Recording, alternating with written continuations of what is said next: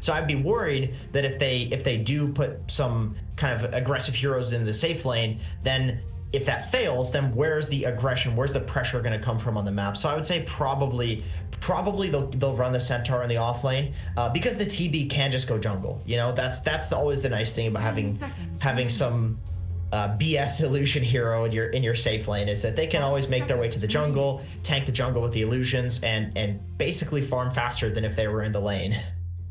Are they flipping some things around? Because it looks like Ace is going to be on the Terrorblade and Envy's playing the Dragon Knight. Yeah, Envy's mid for this team. Oh, he's mid for this team. Okay, for some reason I thought he was safe lane. Okay. You would think, yeah, you would think. I gotta say, I've been playing a lot with Envy mid in pubs. I'm not kidding when I say this. We're in for a treat. This guy is a psycho. Like, he basically plays off lane or support from the mid lane. I don't know what he would think about me saying that, but oh my god. I was in a pub the other day and I was Timbersaw and he was Queen of Pain mid, and I called for my team. I was like, guys, so he just ganked me, right? He killed me. Successful gank, outplayed me, and I called for my team. I was like, guys, he's up here. He's jungling here. He's gonna come in and try to kill me again. This guy's not going back to the mid lane. Lo and behold, we all run top. He blinks on me and he dies. And it's like that's Envy though. It's like the moment he can start pressuring on the map, this guy does. He is relentless. I swear to God, every game that I play against this guy, I'm quad laned. You know, it's like he just runs around. He fights nonstop. I don't care if he's a DK, he's gonna fight. Well, this is an excellent patch then for him to be playing on. If he's being very, very aggressive, I'm going to be really interested to see how they manage against, you know, like the South American teams that are known. Oh, was that a cold monster that I just heard? Sorry, Moxie. I was not listening to what you're saying. I'm just very busy with something very important right now. Wow. That sounds like you're cracking open a nice cold monster. It was, oh yeah, there it is. That's absolutely How is delicious. that? Well, Looks you know, delicious. this honestly reminds me of when I was a child and I would bike to the grocery store with my pep and get sour gum balls for 5 cents. You know, I'm a boomer, so they were 5 cents back then. And I would go home and my mom would cook me my absolute favorite curry dinner, and I would eat my candy as a dessert. And it was just the best day ever. And this brings me back to my childhood. Liquid candy. That's not where I thought you were going with that story at all, but that's a lovely story. Where did you think I was going? I don't know. Especially when you started to say that your mom. No, not like that. Oh, I'm a dirty mind. You're saying like your mom was like cooking you your favorite hot, and I thought you were gonna say monster, like your favorite monster, just like heated up or something. I'm sure people do that, right? They have the coffee flavor, the Javas. Oh. So. Yeah, maybe. Did you see the Twitter thread the other day? That which Shiver one? She was very upset about the fact that there's less time for picks now, so she can't go and get coffees during like the draft of a game. So I said, you know, try energy drinks, boomers. You know, basically calling out boomers for being boomers, which is something you got to do these days. And then she said something that was just the most repulsive thing in response. She said, "Can I have those warm? Can I have those hot? Energy drinks hot?" And that just creates this image in your head that's not, something's not right, you know? You can have a hot monster, I'm sure. Could, like but, the Java one's Java. But you see, I speak English. To me, the cool, crisp flavor of a monster is what does it for me. You know, the coolness is a very essential element to me, and you know, I haven't tried the hot stuff. Can you please try a hot monster on camera? I want to see you drink that. Just see how wrong you are that you can't get around it. Although I'll admit, like, my favorite monsters, I've got the mango loco one, and I've got the tea and lemonade one. Like, these are much better when they're cold. I don't think I'd want to drink these hot, because hot lemonade just doesn't. Ooh, I love those ones. That might be a regional thing. I think some people like that. I can't find the what is it? The monster mule. That's the other one. Like, both of the monsters that I like, I can't get. There's the farmer's oats, which is non-dairy, which I really, really want because I'm lactose intolerant. And then the other one is the monster mule, because it tastes basically like ginger beer, like really strong ginger ale, and it's got the energy sent to it. Those are great if you haven't tried those. I've got to say, but I can't find them anywhere. They've got like a billion flavors. In my local grocery stores, they've got like 3 or 4 flavors, and I'm really glad they have this one. I like the white one.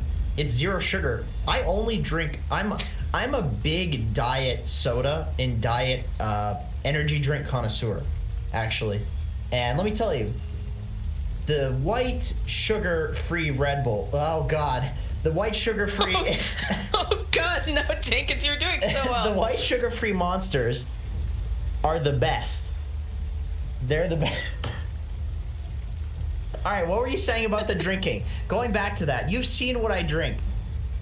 I have. I've seen you, like, you know, we do our D&D sessions usually around this time, actually. We're casting some Dota today instead, but I've watched this guy just pour a giant boot full of various liquids. And I do mean various, guys. I've seen him pour, like, orange juice and, like, some sort of cola. Right. So going back to energy drink that shall not be named, I may have poured some of that into orange juice, and apparently that does some things chemically to the orange juice.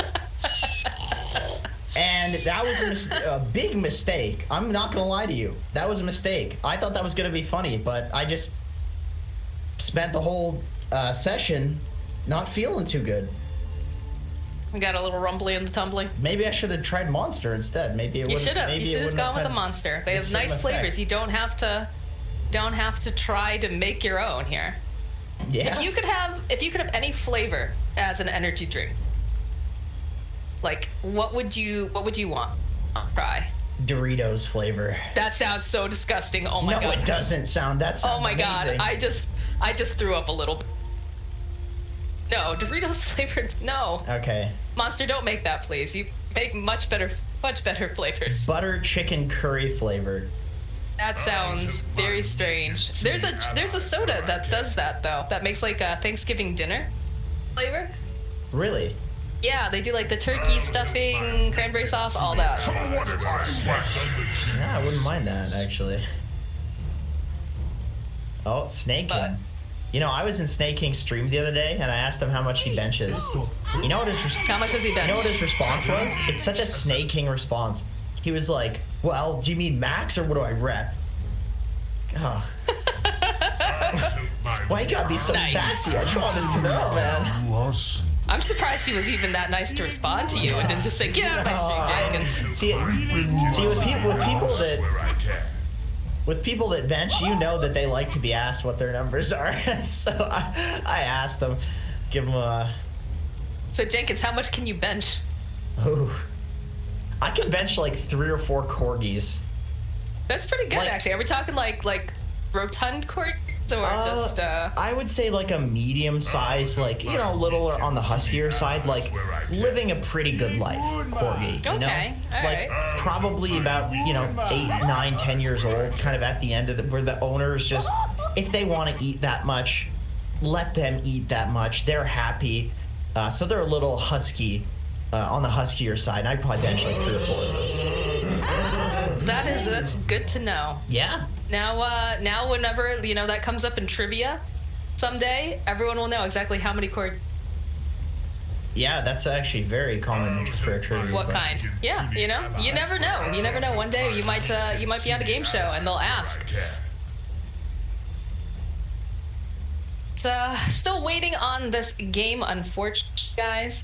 So I have to put up with us a little bit longer here, just talking. It was kind of funny to think about the fact that pretty much, I think everyone on C9 has played for C9 at one time or another, like for some variation, except for Snake King. Snake King hasn't played on C9, really? I don't think so, no. I think everyone else has except for Snake King. That's interesting, because he's been around on quite a few teams with a lot of these players, actually, so that's yeah, I think this is the 3rd time that E and Pylai Dai have been on C9 as well. Little fun factoid since we're talking facts. You know what I've been witnessing a lot lately? A lot of pros have been dodging Snake King in pubs because... Why? Because there was a period that he was like losing his mind and just picking stuff that was crazy in the off lane. And so like Arteezy dodged him and was like, Snaking, why do you do this when you're on my team? And then against me, you pick OP stuff.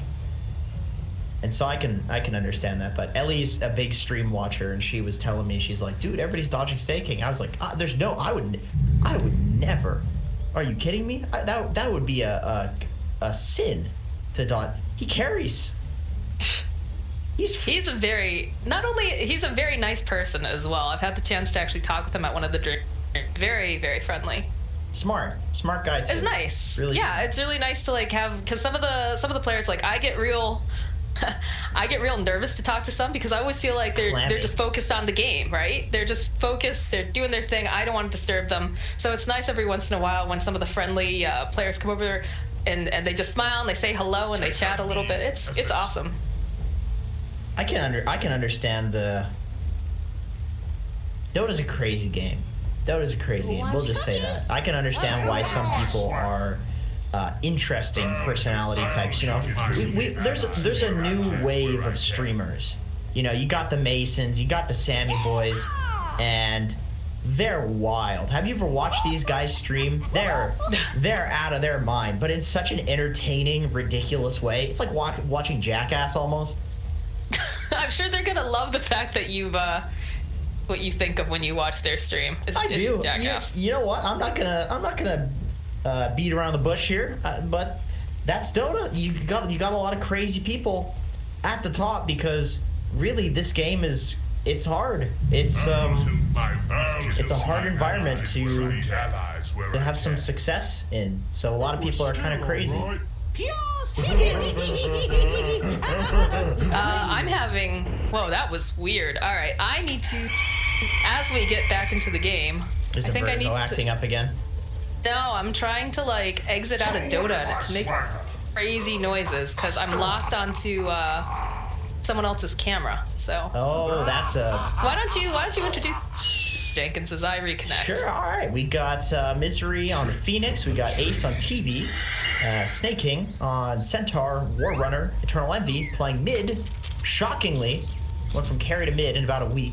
Dragon Knight, and Pilot Eye on his Witch Doctor. I suspect he'll have probably about 30 deaths this game. It's Pilot Eye and also it's Witch Doctor. And then, well, you know what? He gets off to it. Okay, other side, we have Business Associates.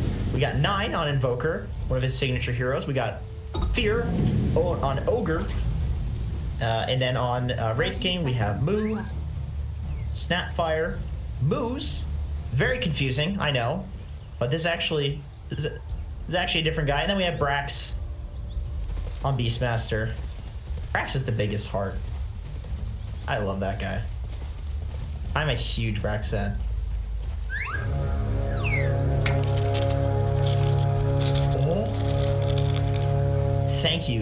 Thank you so much. I really appreciate that. Brax is actually rushing a Ring of Trask. He's got Quelling Blade, Tango, Healing Salve, and he's rushing Trask. I love this build. This is a nice one. Yeah, it's still good. It's still good, definitely. I think. When you look at Ring of Trask though, it's just 150 HP, 650 gold. It's you know, that's more HP than a Bracer. Regen, quite nice. Basically means you don't need to buy any more regen for the rest of the game. It's pretty convenient. It's kind of like a mini Ring of Health.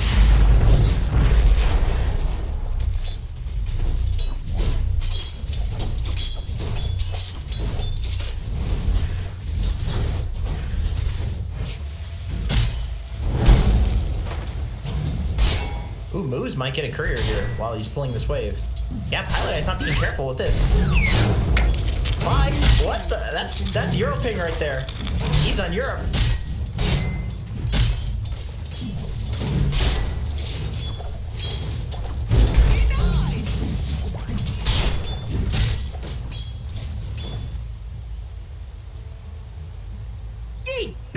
How'd that happen? What the?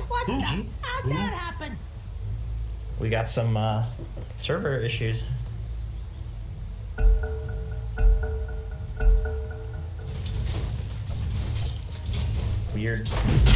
Weird spike from Envy. The game is still going. We have very interesting bot lane shaping up. Moo's cutting the creeps, despite being in this very pressured lane. Pressuring lane, I should say, but it's just because the TB had meta. Off lane.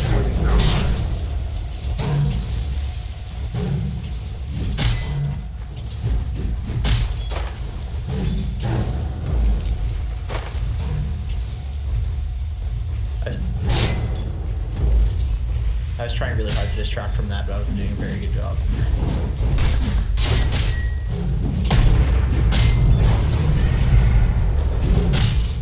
Sure, this is... So, top lane, I think this is going to be pretty favored towards the Centaur Phoenix. This is just generally how it is in Captain's Mode. It's funny because it's a stark difference from pubs. In pubs, the carries always have the counter pick. But in Captain's Mode, usually you're going to have the off lane. It's just the more kind of pressuring side than the carry. You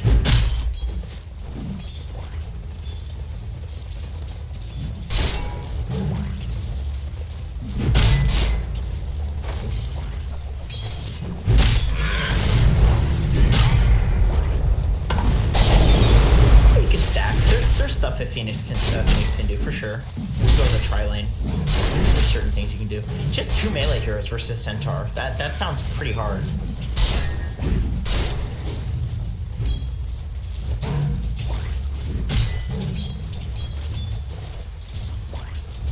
Okay, so on the mid lane, it's about even.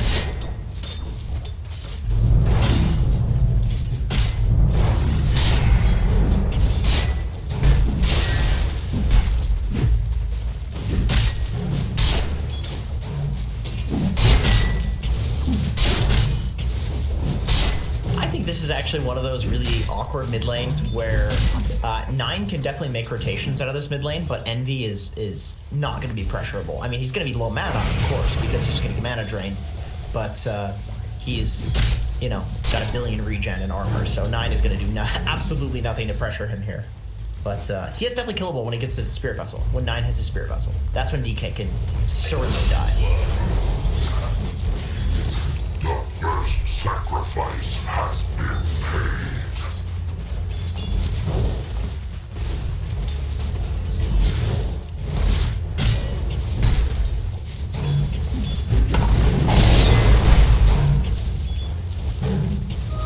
Just what I've been waiting for. Yeah, I think it's a weird. It's always weird laning against TB. I think TB is just like a busted hero at the moment, to be honest. It's a really strong hero. When the meta is popped, it's almost impossible to lane against him, no matter who he is against.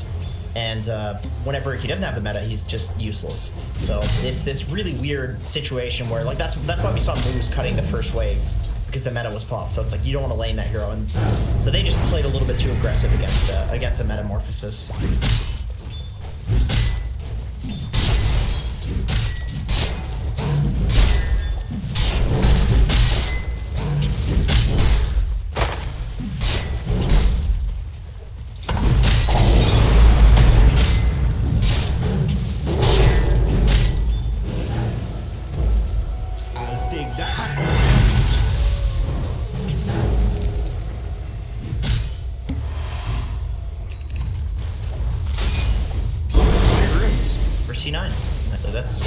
This is shaping up to be, I don't want to call it a slump, but 2K gold lead. I know everybody says, Jenkins, 2K gold lead, 5 minutes. Can't call it that early, but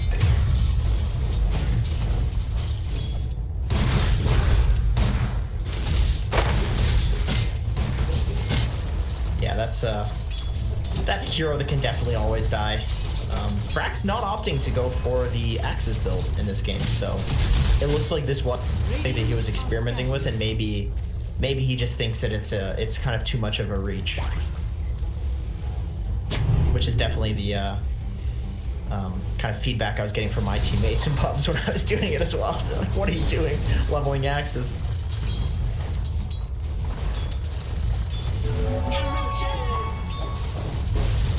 True. Yeah, you gotta try stuff.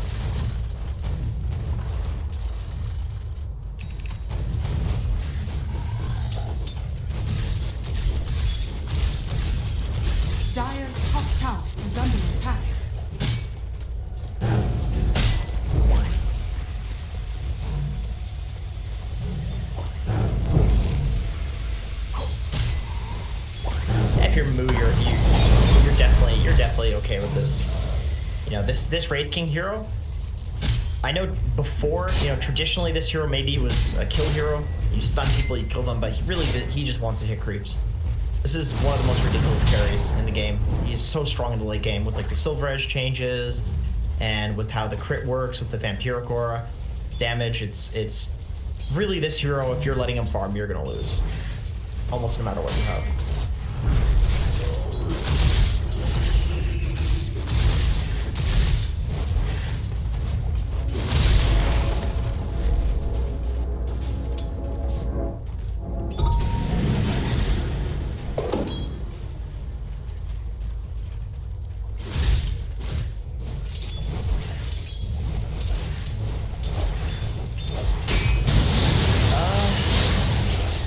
So, I think there's probably some lingering. Okay, Wu's actually ganking the mid lane. This is a hard kill though.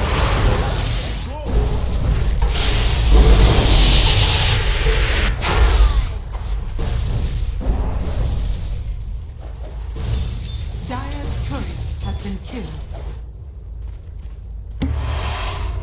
Yeah, I mean the thing is, it forces a TP, but then Ace is just destroying Brax in the bot lane anyway. Actually, this is something we probably should talk about. Is the fact that sure, the Snapfire Beastmaster lane is supposed to pressure and beat, you know, almost anything, but TB is traditionally counter to Beastmaster because he has so much armor. He doesn't care about the board. And then Witch Doctor also stuns the board for 5 seconds. So it's this interesting, weird situation where the safe lane are just both counters to the main pressuring hero in that lane. Despite that hero, you know, supposedly supposed to be doing extremely well in almost any scenario.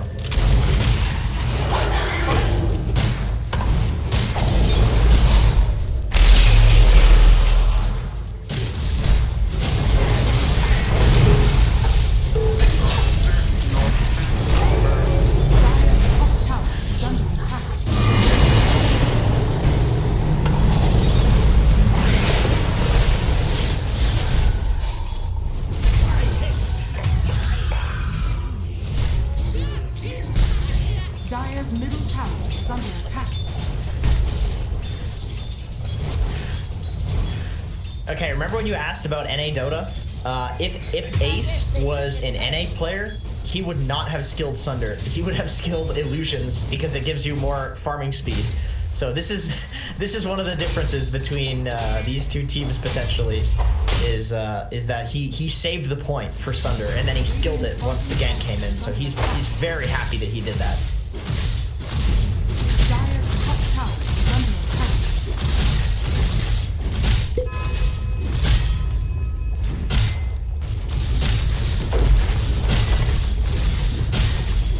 Radiant structures are Yeah, I think so. I think it's Dire's top tower. like yes and no. There's a balance. Like a lot of these NA players, you know, at this caliber of Dota are so good that, you know, they play Europe Dota, they play against these teams, so they do have an idea. But I can tell you from playing on both servers, there's a big difference.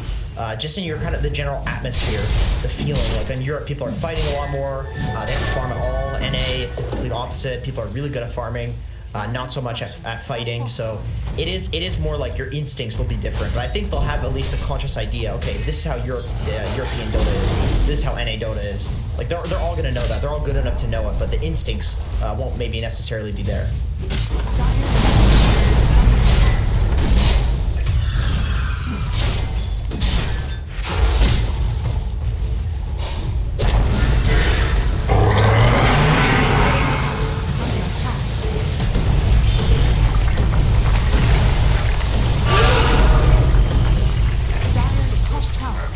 I'll be creeping while you are sleeping. Bit of an overcommitment there. I mean, they already got the tower, so I think they just weren't expecting moves to be in position to hit the Mortimer's Kisses, but yeah, exactly. That's the thing. That's the problem with this hero, is that it's such a long range that you can basically be anywhere. It's borderline global. Radiant's middle tower is under attack. Classic Witch Doctor walking in the lead.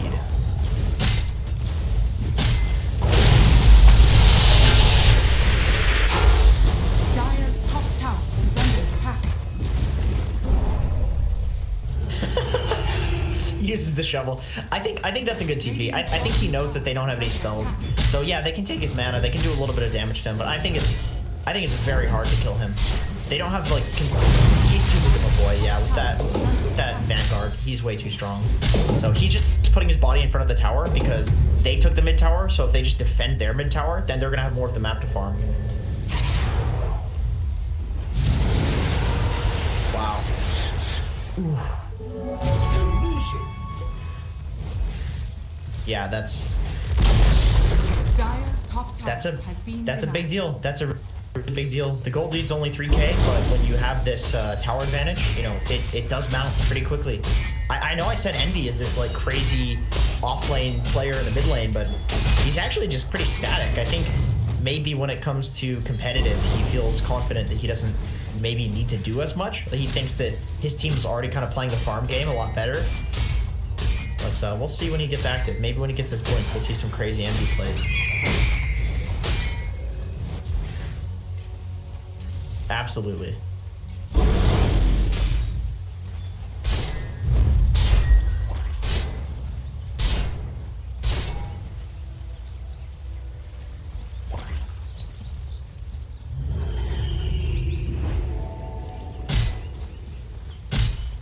Ooh, the smoke.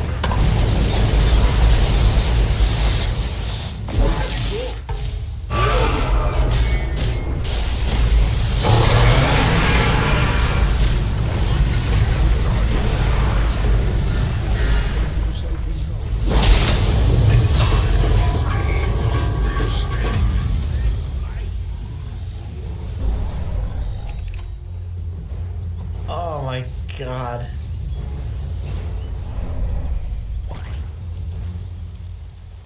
Beast is just such a wild hero when you can kill somebody with your summons like after you died. You know, it's like the TB didn't do enough damage to kill the summons fast enough. Those new boars, man, they do so much damage, especially to a little 3 armored hero like Witch Doctor. What do you do? Although he's a counter, so he can die.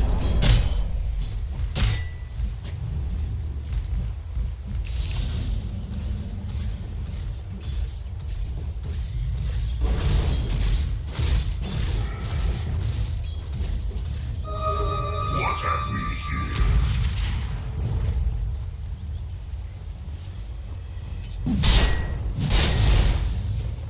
You know what's kind of cool? Just the fact that they saved the arcane rune for Ace instead of like Snaking picking it up or Envy picking it up. It just shows that C9 is just playing the farm game right now, and like they're, you know, choosing to do this. They although as I say that, they're actually smoked right on top of Ace.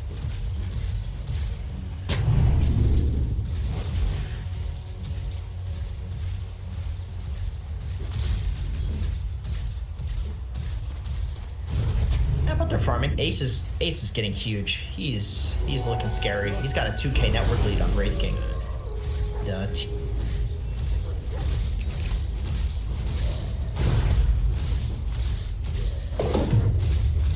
Oh, scouting with the illusion. Nice little play to the high ground there. So now they know exactly where the associates are chilling.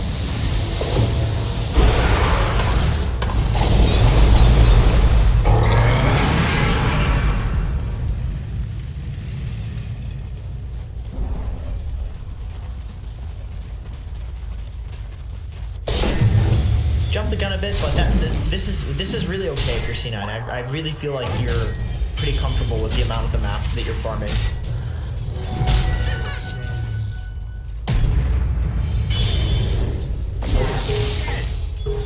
They don't have Stampede. I don't know how crazy you want to be. I know Envy popped his Dragon Form, so he's really looking to get something done with this. It's going to be a good time for business to smoke, I think, after this Dragon Form is out. I'm not sure. I think he's had it. Maybe that was the first time that we saw him like try to jump in and use it. But this is a really good time for business associates to make a smoke, I think. Who's got one? We have one on Fear. It looks like they're prepping to maybe go.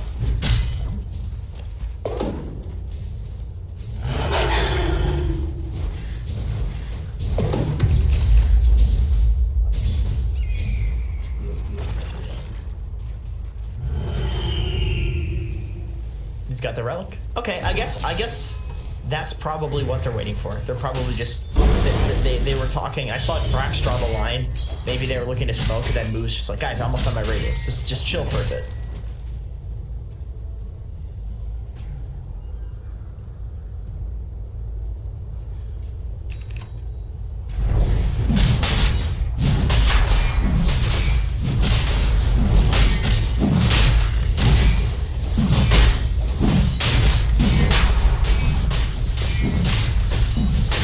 This is a really cool play.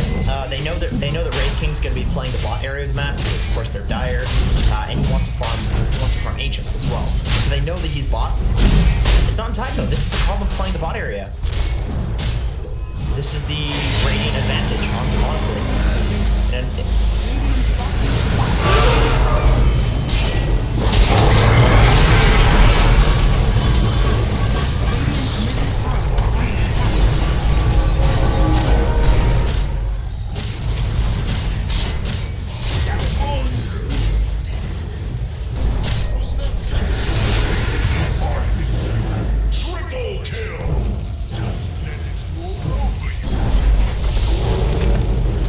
Really nice Radiance timing.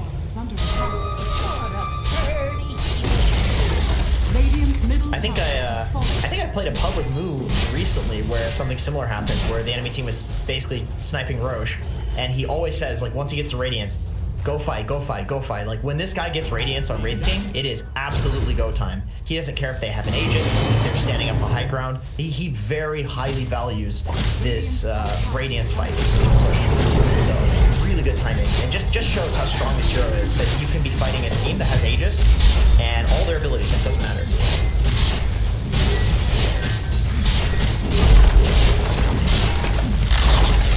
Radiant's top tower has fallen.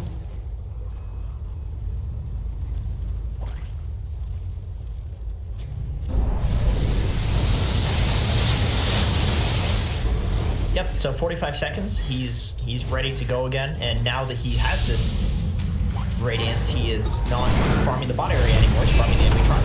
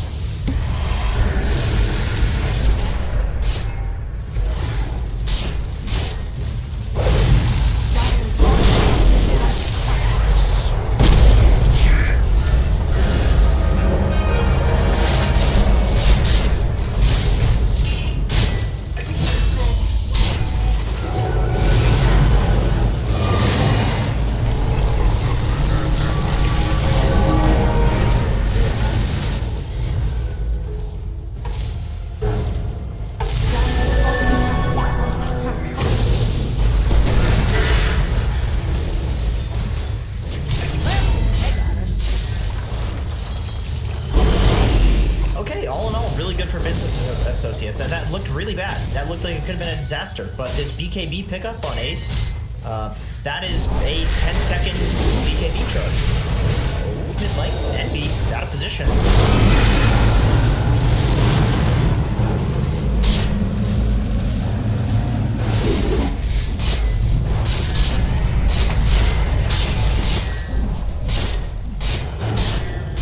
So I feel like that fight should have gone way worse for Business because they did not have the reincarnation on Moo. He almost died right at the start of that, but they played that so beautifully. Instantly turning and killing the egg too. It's so clear that this is a team that's very, very comfortable playing with each other, and they trust each other. That they can just like all turn and kill that egg immediately. If somebody made that call, they trusted it, and they just kill the egg. Like, it makes the hero look like a joke when a team can do that.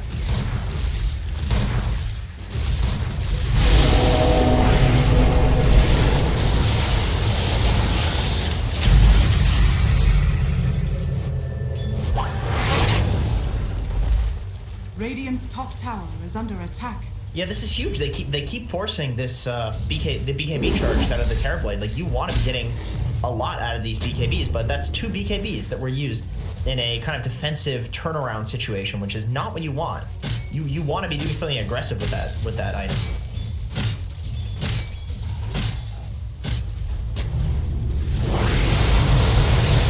Ooh, that tornado.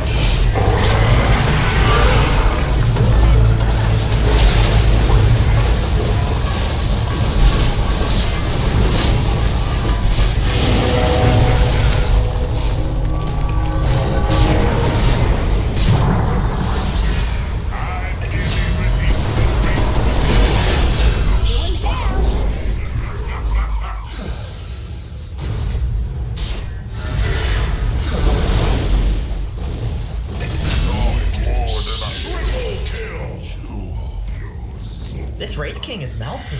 I don't know what's happening in these fights. I feel like the Maledict and the Terrorblade and the Phoenix Ray, they're actually able to just take his reincarnation that he immediately needs to run away. And without the Wraith King, it seems like there's almost no damage on Business Associates when they don't have the Wraith King or the Snapfire ultimate. Like, those are the 2 things that seem like they're doing a lot of damage right now. And then everything else seems like it's just kind of disabled, you know? So without that Snap ult, it's hard for them to fight because they just lose the Wraith King. And I mean, he's gonna get some items though. He's got some items to deal with that. He's got the Manta now. He's going for the Silver Edge next. So this is definitely solvable with items.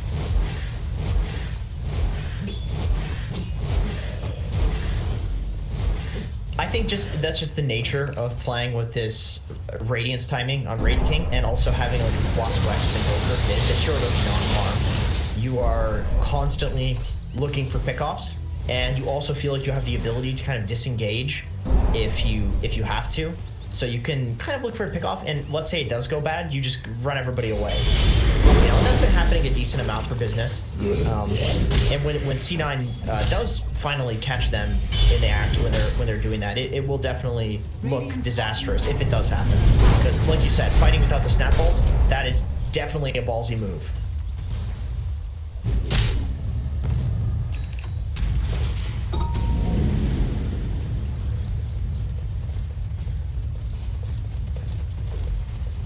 Radiant's bottom tower is under attack. Radiant structures are fortified.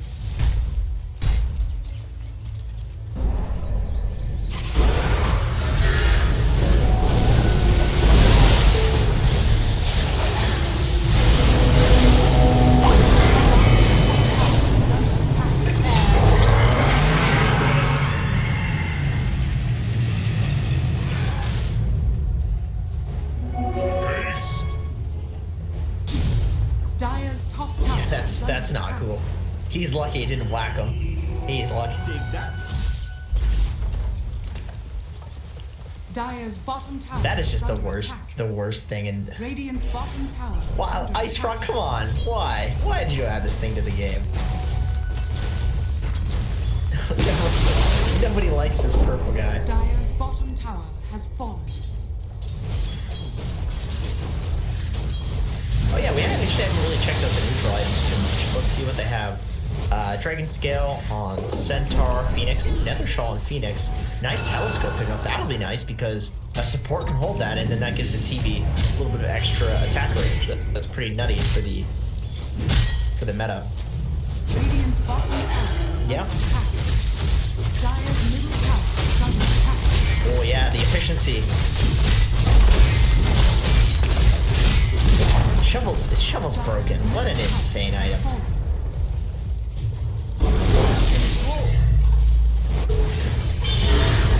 Yeah, it was nuts when it still gave 2 per drop when they first changed that. Diving the base. So this.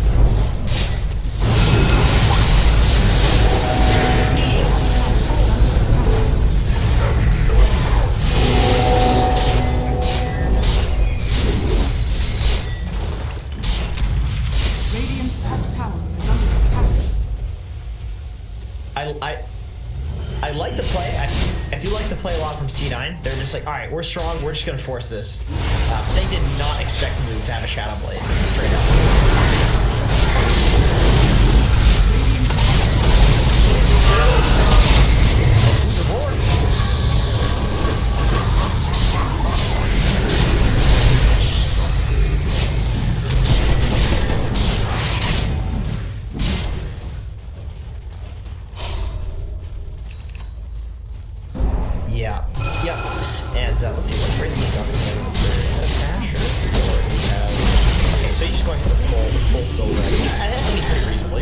DK. You're against a Centaur. There are very, very good passives to take away.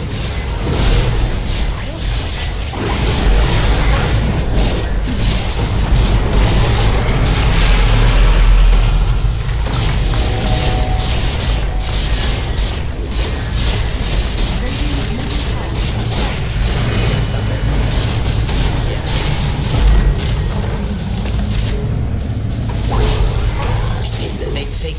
They take the base so fast too, with like all the restores. They're going for a solar next too for Mu. They're just playing the rough Mu game right now. They're just bloodlusting him. They're alacritying him. They're solaring him. Mu's got this Orb of Destruction. Now he's got the Silver Edge, so he's taking off the passive. He is actually a god. He is legitimately a god. The tornado.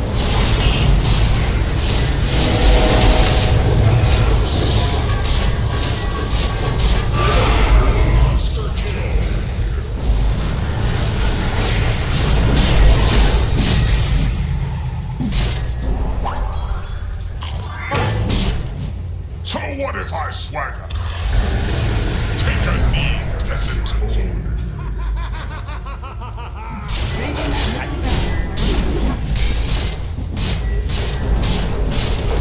I think you can throne. I think you just run down throne and force him to buyback.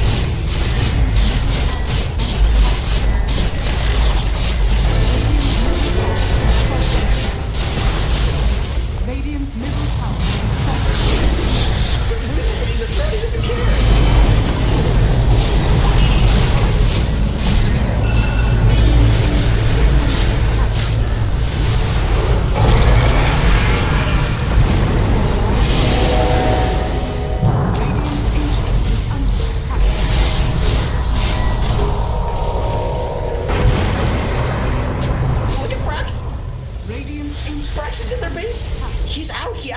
Ran into their is under attack.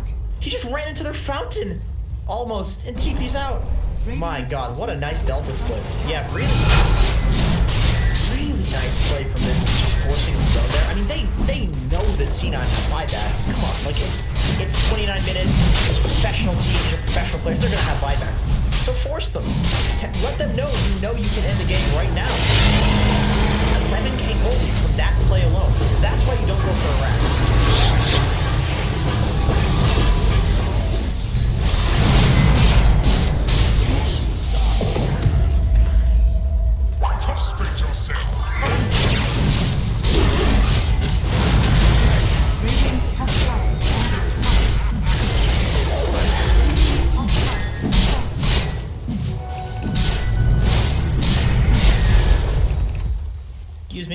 Excuse me, Ice Frog. What is this Silver Edge item? Can you tell me what this thing is? Why is this 3 items in one? Why is this now a Spirit Vessel as well? This item's gonna be... People are gonna be complaining about this item a lot soon. This thing's a new Necro.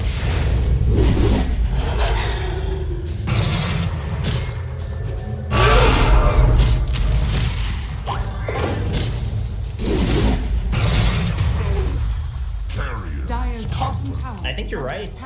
I think C9 has given up. This seems like just like the instant TP out from Snake King. You know he's got Roar on Brax, right? You know that. So it's...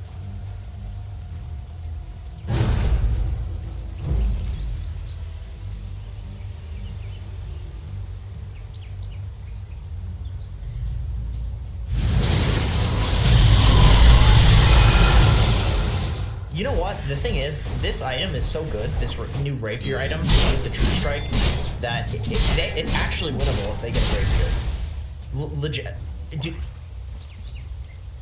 Oh, yeah, for sure. Rapier is broken right now. Like, this item is insane.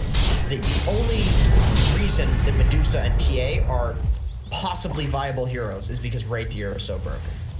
That's how good this item is. So I actually think, like, if you know, if the associates aren't careful, this Rapier can be the turning point. But they might just win the game before the Rapier even comes out. He needs to make another 3,000 gold before he can get this Rapier. So it's a long time away.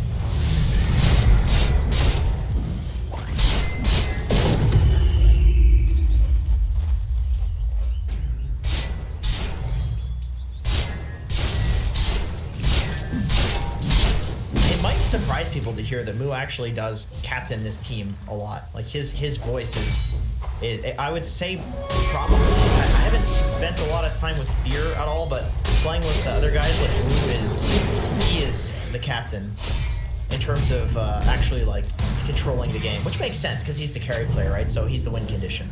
So it does make sense, but he has really, you know, improved in the past few years in terms of actually making game calls. Like, okay, let's go Roche now. Okay, let's take high ground right now. Oh, that's a little dangerous, Moo. I'm the carry. You listen to me. You know.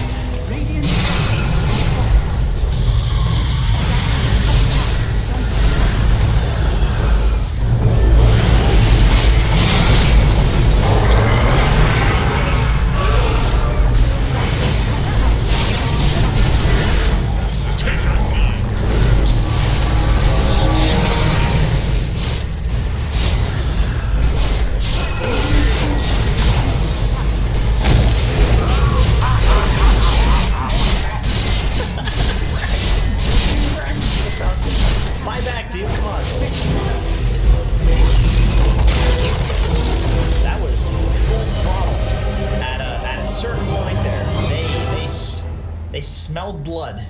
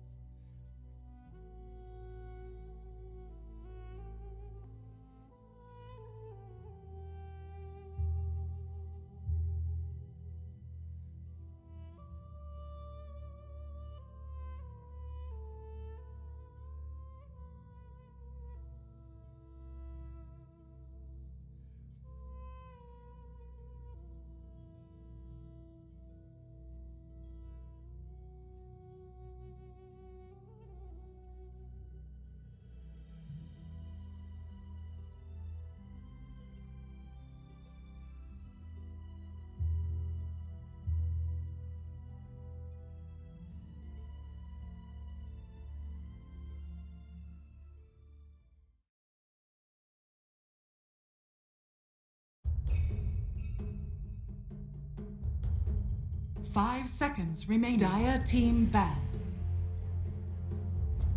Radiant team ban.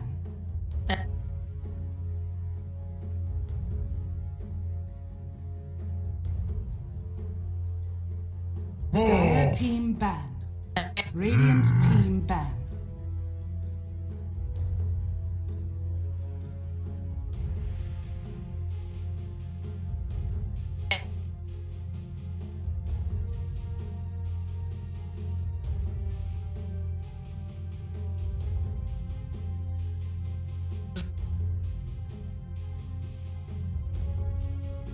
Seconds remaining. I would definitely expect some sort of Wraith King respect, whether that's in the form of taking it, countering it, banning it. I honestly kind of just feel like you probably ban it at this point. I think it's it's legitimately pretty reasonable to just ban that out because it is one of the heroes that Moo has been spamming in pubs. I don't know how much these guys would do in terms of like pub research. I know that Envy should know that Moo is spamming this because Envy's playing in tons of pubs with Moo. Maybe not so much the other players. They're all playing Europe. Even Snake King has been playing a lot of European servers. So we'll see. Maybe this fourth ban is the Wraith King.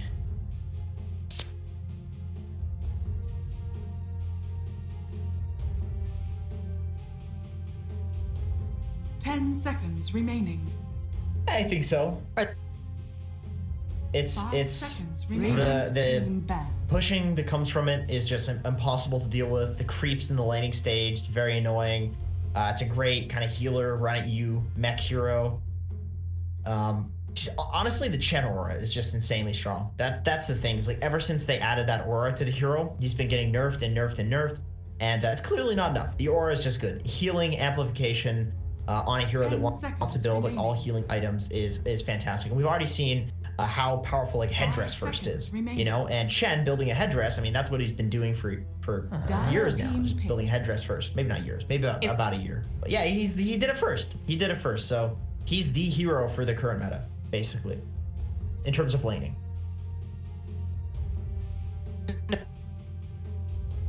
He did.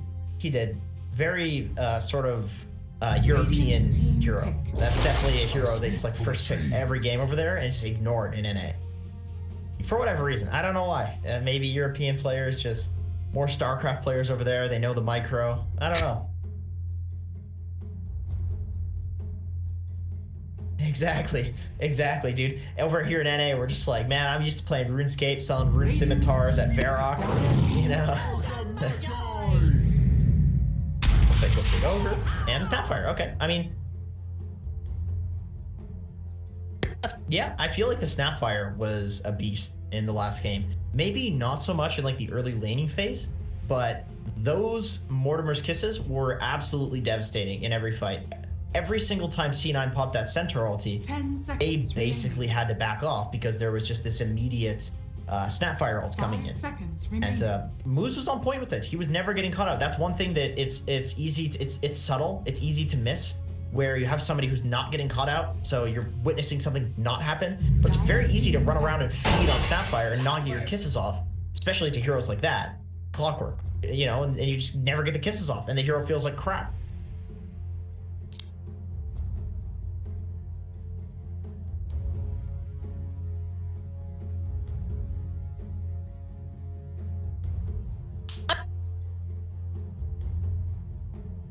Seconds remaining. Yeah.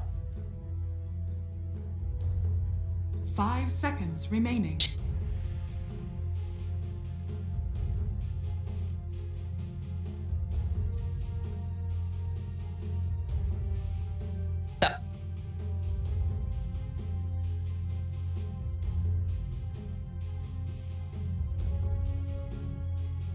Radiant team ban.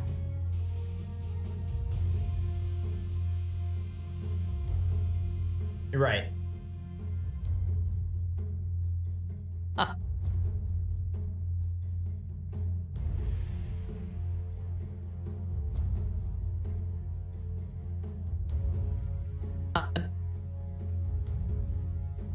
Seconds remaining. 5 seconds remaining.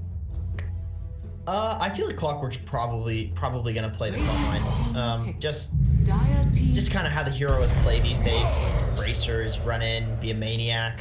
I love this hero. This is Brax's like. This might be Brax's best like current meta good hero. He was a Mars spammer for, well, I shouldn't say before it was broken because it came out. But he's he's been playing this hero just relentlessly, even in patches where it's not 10 good. seconds remaining. Because he's a very much he plays things when he has fun 5 playing them. seconds And this is a very fun hero. So he's insanely good at Mars. It does. Yeah.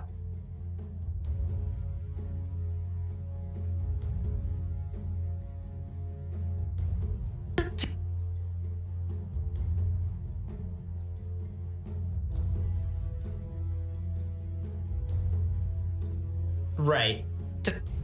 Yeah, it's like, you're only hitting one person with that spear into the side of the arena, but that one person is going to take so much damage from the spear plus the arena that basically any additional damage there at all, and he's dead. That hero is going to be dead. So it is effectively a doom. And then also you have this like arena, you can't shoot projectiles into it or out of it, you can't get in or out, depending on your hero. Some heroes can, but these heroes can. It does, yeah. Radiant team pick. Right, like bigger and it's a little different. Like technically you could, maybe it's like, okay, it's so big that you'd rather Clockwork's cogs in like one situation versus like the Mars ulti, but yeah, it's different, but it's quite insane with certain heroes. Like Snapfire, for example. You put everybody in this big arena and you pop the Snapfire ult in there. I mean, that is carnage. 10 seconds remaining. I think that's Monkey 5 King. seconds remaining. Mars. Yeah, the Monkey King ult. That would be an interesting talent for Mars. Although that maybe wouldn't necessarily be good because then spearing to the side of the arena would be pretty hard. It's like all the way over there. Yeah.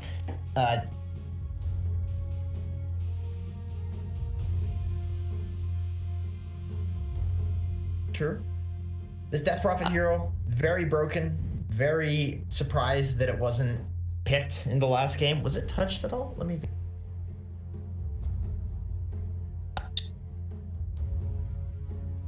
Yeah, no pick, no ban. The last game. You know the craziest thing about this like exorcism buff where she gets a 30% move speed? Or 20%, whatever it is, it's an insane number.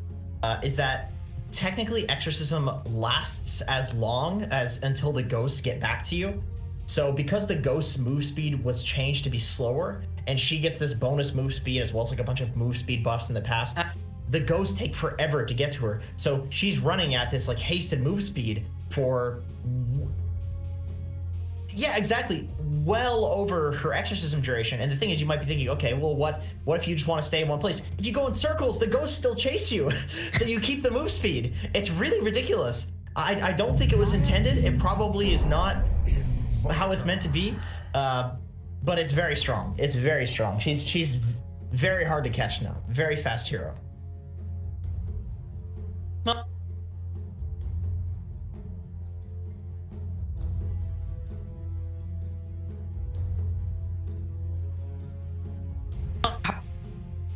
10 seconds remaining. 5 seconds remaining.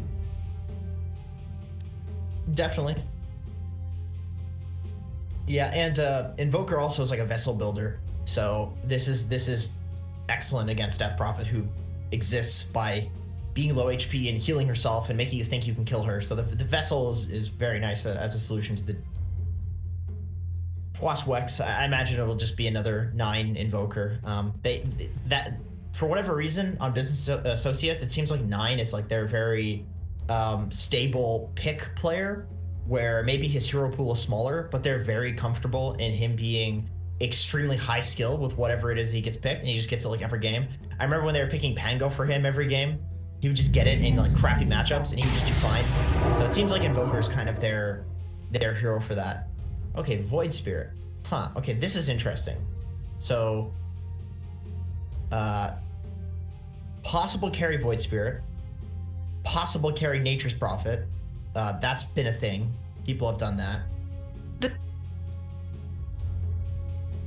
10 seconds remaining.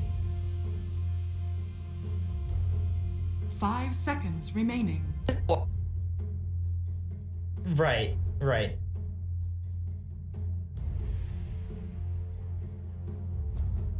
So, for some reason, I just have the gut feeling that snaking after the last game on Centaur, maybe not feeling as confident with that hero, that they would maybe opt to go back for like a really stable snaking pick, which is the Nature's Prophet.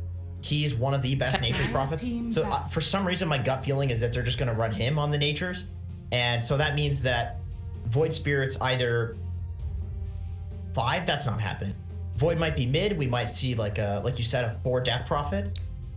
Would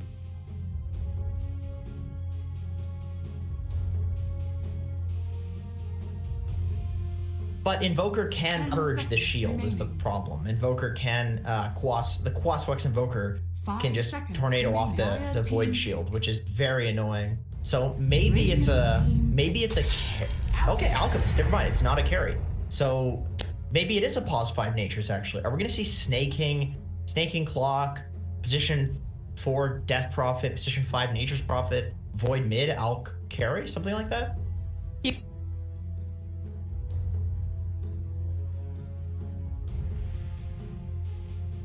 Ten seconds remaining.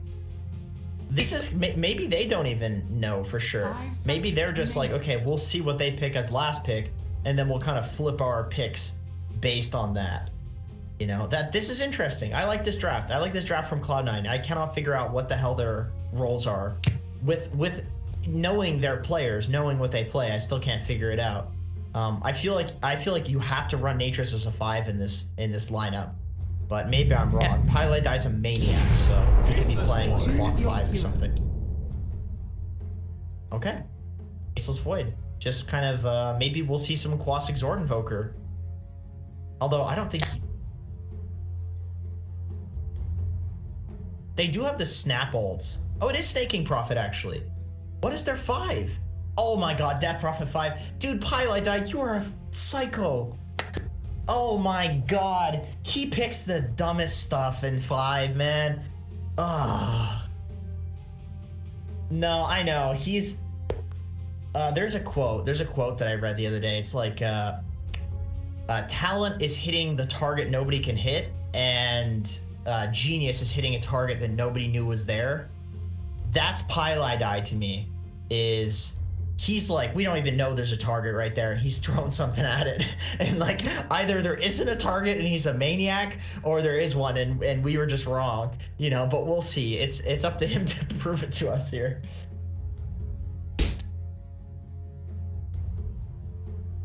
I don't know, dude. I don't know with Pile Die. He's crazy, man. He's crazy in pubs. He's picking wild stuff.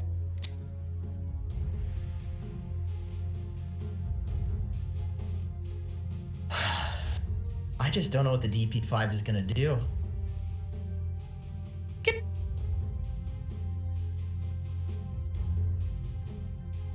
I'm gonna go Business Associates. If I have to pick, I'm gonna go.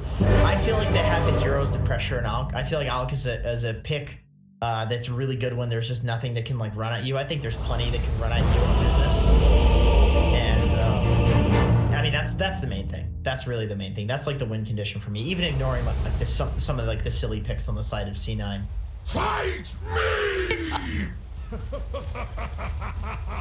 Fight me! Fight me! You've been voided. Well done, my beauties.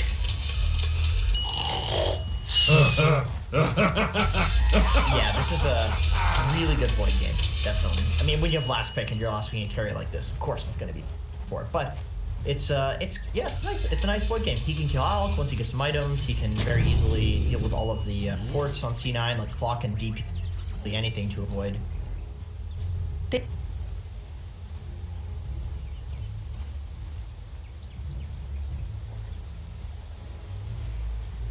That's true. That's very true. And they're all heroes that would like to not just be disabled for 5 seconds straight. You know, they. That's true. That's true. That's true. I don't think they're. I guess if you're a rating.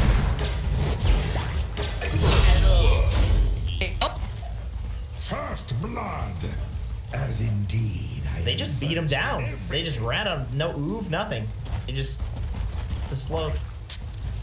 You know what? I'm so glad people are like pros are doing this ignite first ogre thing because 125 damage for 90 mana, that's pretty good actually for a level 1 spell. That's really good. I feel like people have just been love-lusting people standing in trees doing nothing for too long. And I'm glad to see ogre actually be involved in some action, you know?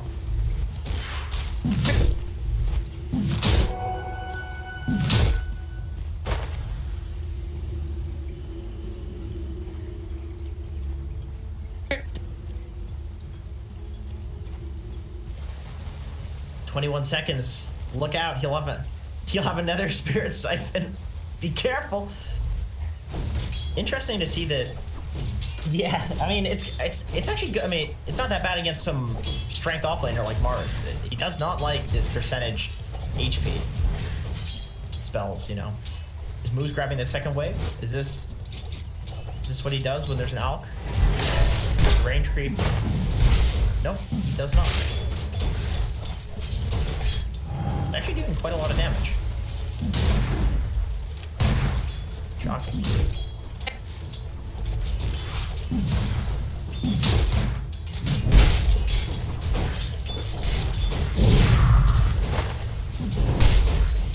Got his Ring of Trask. He just straight rushed the Trask on out. Lord. Nice. My video is still relevant. I made a video like 2 weeks ago. Black people are still doing that. see where he's going. Exactly, 5% it.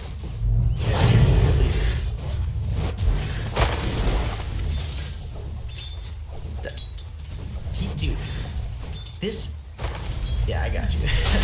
This Alp is going for Ring of Regen, Ring of Protection, Ring of Trask. He's just getting all the rings. I think Ace is... He's like cosplaying.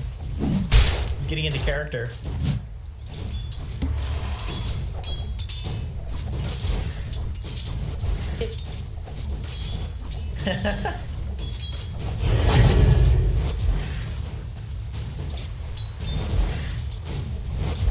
Yeah.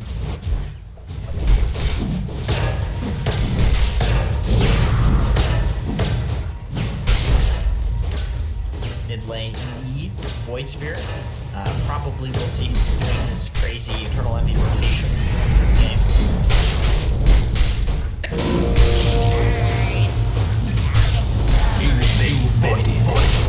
Misery dies to the neutral creep. That's not what you want to see at this point. That's a long death timer. I think if you're snaking in this lane, you're like, Misery, what are you doing, man? I'm a Nature's. I don't need you to walk in and die, dog.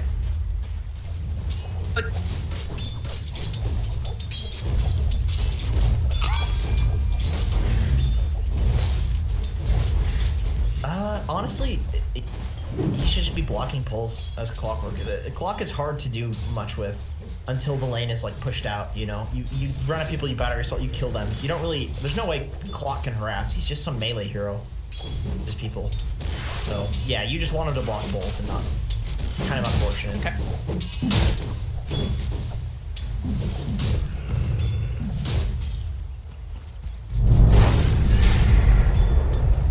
Yeah, that's not really too much of a thing anymore. It's so punishing. Global XP. Denied.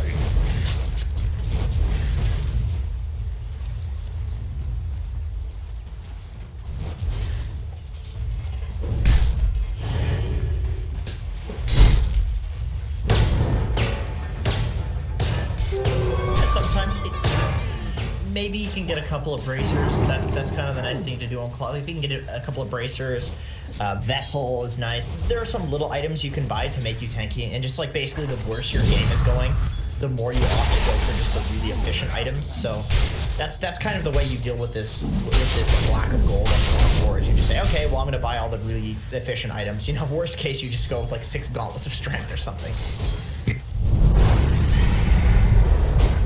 Yeah, that's super rough. But honestly, I would prefer that than like a Clockwork with just boots running into a fight. You know, you gotta be tanky. Ooh, he's gonna get a courier.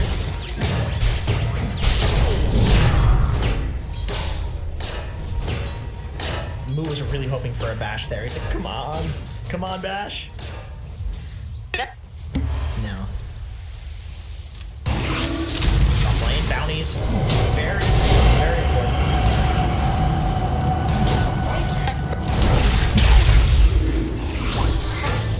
Radiant's middle tower is under attack.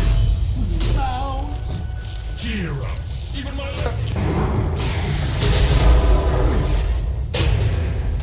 Radiant's courier has understand who been you're killed. dealing with. Even a god is nothing set against the void. Yep. You've been voided. You've been voided. You know, the crazy thing about Envy going for a kill like that is that I think it actually would have been more worth to get the bounty rune because you can. And then he also could mill with bottle. So, not to criticize the god Envy or anything, but it's just one of these weird situations where your instincts are actually wrong just because you have some alchemists on your team. Like, you could see how much value his team put on. They literally suicided the Alp to go for the bounty. I mean, actually, speaking of which, he's dead again. Okay. Just like all. Caught sitting there with a cork in your hand. That is... jungle. He's jungling. He's jungling or he's taking mid while EE runs around and kills people. Like, this hero's gotta go into full swap for sure.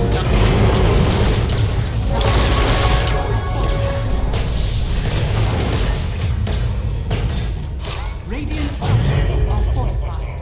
Snake King TP's in because he has Is under attack. not much business down here in the bot lane. Unfortunately, I think Moo is getting a lot more out of this than he should just because of Misery's couple of missteps earlier into the game. Top lane, TP's not really good hero at holding lanes, you know, so she dies. She can't really just sit there and farm. No, she needs levels.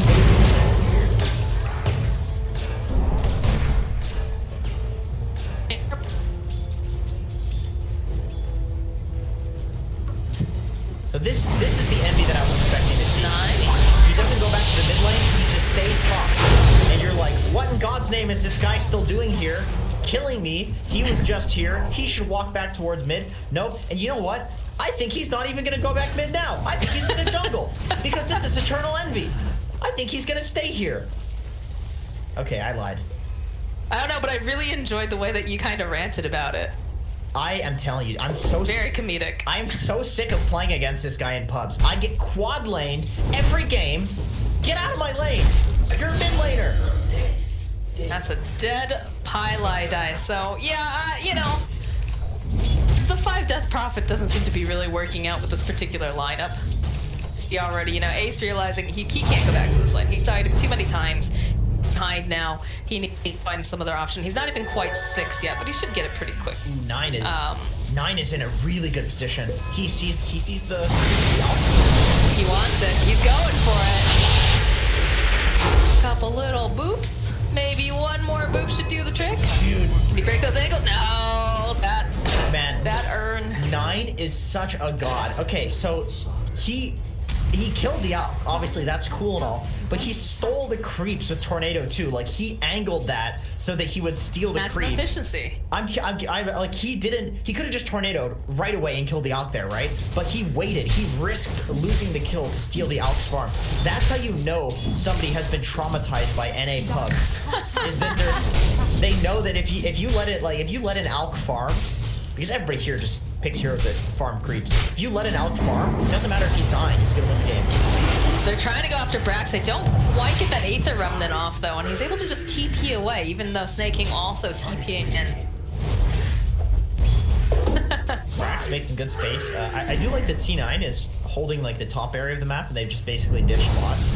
This is what you have to do when you have an Alchemist on your team. You basically just secure whatever the safest jungle is for him to farm.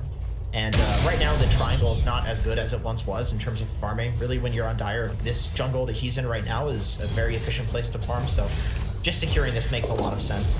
I mean, he's the only hero that really needs to farm, and you're going to get a network lead, because that's just Alchemist. He literally turns stuff into gold. So. Hold that thought, Misery. The hop coming out here from Moose, followed up with a nice spear. That should be a very, very dead Clockwork. They push away the Alk as well. This is a big problem now coming out for the side of C9 because they're skirmishing. They're putting pressure on this Alk. Although Moose back in here, and he's getting slowed down. There it is. There's that Arena of Blood that we talked about. He's trapped in with 3 of these heroes. He's going to try to assimilate, but the hop coming up from Moose, he's just waiting for it. Wow.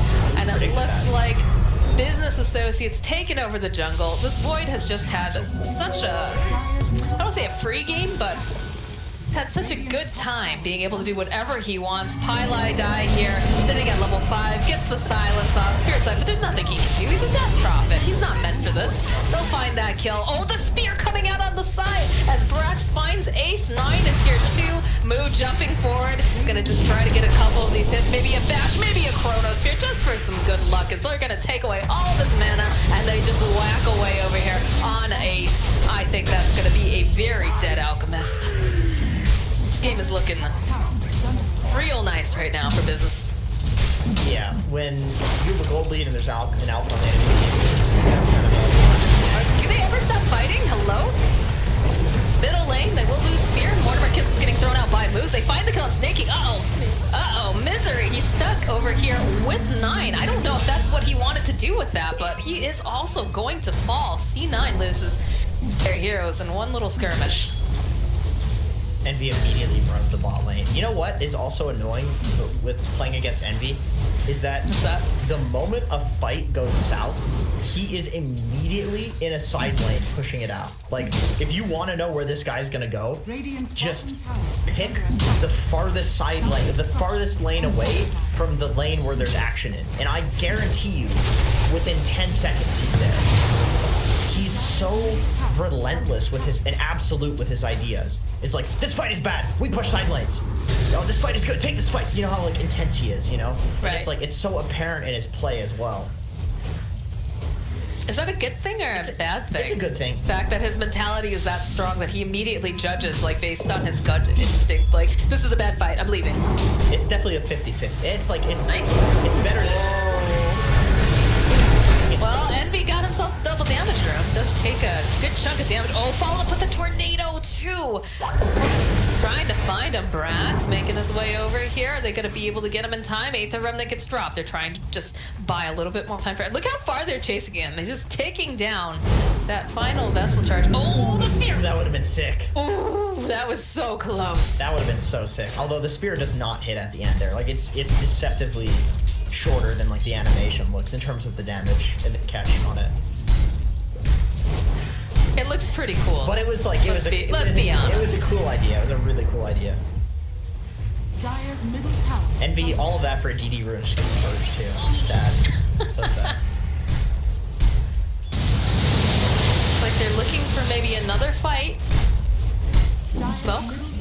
Run slowly down from the bottom. Reveal themselves. They're going to try to jump over here onto 9. Half of it, they have the dust. They're looking for the hookshot. Not going to be able to quite find 9. Getting held up over here onto the side. They find themselves a kill that they were after. Now Fear is trying to just run away here with Moose. Throws out that Bloodlust to, you know, use those spells. He's going to die anyways. And they're just chasing him quite a bit. You know, I think it's not really... Is it worth it to be doing that? Like, I feel like Moose doing so well as it is. Yeah, but space for Alk. I think if you're making space for Alk, you're generally okay with it, especially when you're in a game like this where you're pretty far behind. I shouldn't say pretty far behind, but it's like it's not looking so good for C9 in terms of like kills and deaths. It's not what you want to be seeing if you're you're an alchemist right now. It's not the position you want to be in. So that's pretty nice. If you're Alk, it's just like, okay, thank God, I finally have some pressure relieved, and I can just kind of I can just hit creep comfortably. So I think if you're Ace, you're totally happy with what just happened. Envy's actually huge. Surprisingly, Envy's the most farmed in this game. And Envy's been moving around the map, you know, trying to find openings. Braxton ulti, so he can.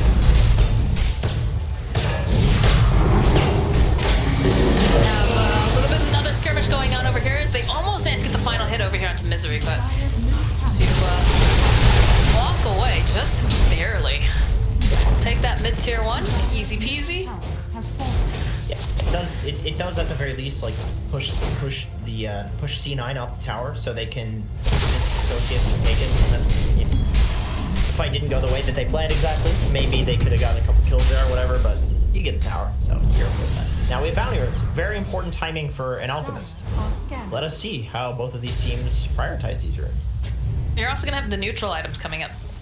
You might want to just chill, go back to the jungle, see what fate hands you, then re-engage. Because it feels like right now, business associates are feeling pretty happy about where they are. But they do have to be careful. They do have to keep putting pressure onto Ace. Because Alec is one of those classic heroes that can definitely catch up in a hurry if you start to forget it.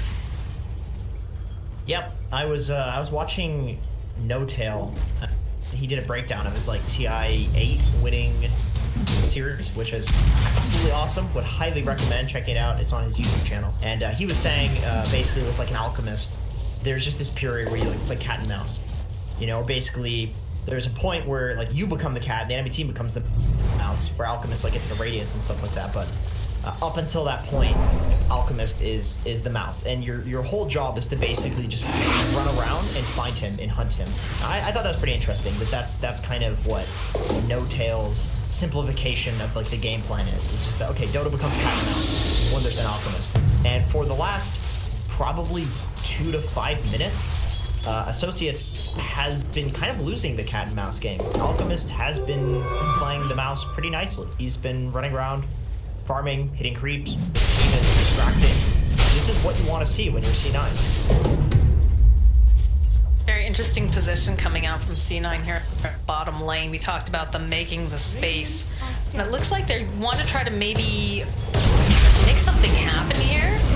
They've got a ward out as well. Pi will reveal himself, so Moo is gonna go in for it. He'll jump forward, sees Pi, doesn't see Envy just yet. Pi looks like he's gonna get taken down, but he did the exorcism, but it immediately ends. And now the silence being thrown on Moo, but they don't have enough damage. He's looking to go maybe back in again here. As you can see, more TPs are coming out from the side of Business Associates. That was crazy from Business. Like they made 2 plays at once there. They were playing like Walker Shop. They're actually gonna get snaked. You're gonna get snaking here. Yeah, he wandered on in, and this is just not the place to be right now, my friend. Moo's waiting for Envy. Look how patient Moo's being. He's in the back line, he's just waiting. He knows Envy's in the trees. I love this play from Moo. Okay, now he shows. He thinks nobody is insane enough to stick around. I'm just gonna show. Little does he know, Envy is still directly in the trees. Well, he makes you wonder too if he might know, but he's just like meh. Oh my god, Got bigger he's cutting fish the to way. fry. Oh Jesus!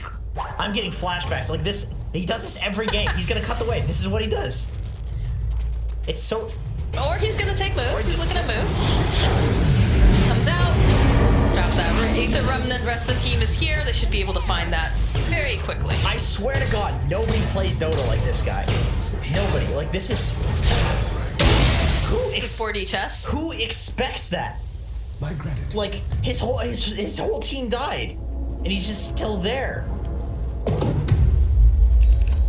Envy Dota. It is. There's a reason why he is so mean.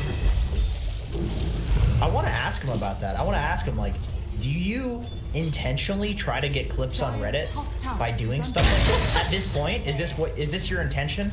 I don't think that's his intent. I don't know, He dude. just does. You know, there's a very famous composer, Debussy, that when he was writing with his work. when he was writing his music, he totally flaunted like all of the. Oh, hold that thought, Snake King. See, the TPs are coming out.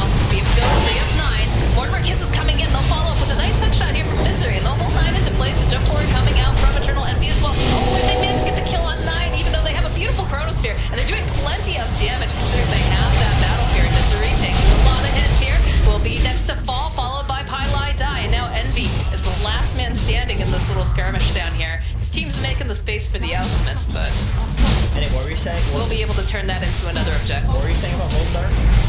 No, not Mozart, Debussy. No.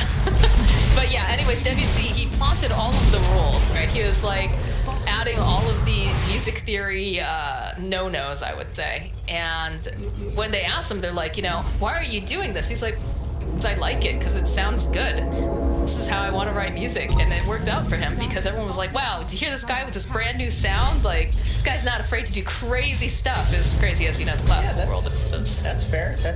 Yeah, the classical... Envy's the Debussy of, honestly, my theory, this is so un-Dota related, and I'll be quick on this tangent, don't you worry, but my theory with the classical music world is that the reason that nobody listens to that garbage anymore is because they're so elitist and not willing to change the way things have... I swear to God, if they just went the way that, like, hip-hop, for example, they've changed everything with hip-hop, you know? And anyway, that's all I'm saying. Classical music, people, come on. You can do better. Don't be boomers. That's all I'm saying. I'm very confused, but thanks, Jenkins. That was a great tangent. This Roach is awesome around dead, and it looks like the radio will be able to grab it to get up that Aegis Immortal. Misery just a little bit too late here. As they'll explore, Cookie Hop coming out will be a very dead Clockwork. No run the back lines Nice here. spear. He's used the Exorcism, but it doesn't matter. It's a double kill.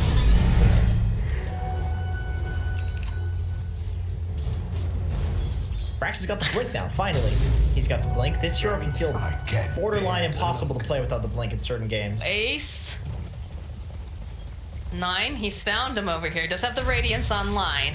Not trying to mess with them. You can see the TPs are coming. Hear that Snake King's here. Does sub 9. The rest of the team is here though. They need to be... Don't have the vision to really... That the rest of the team is sitting over to the side.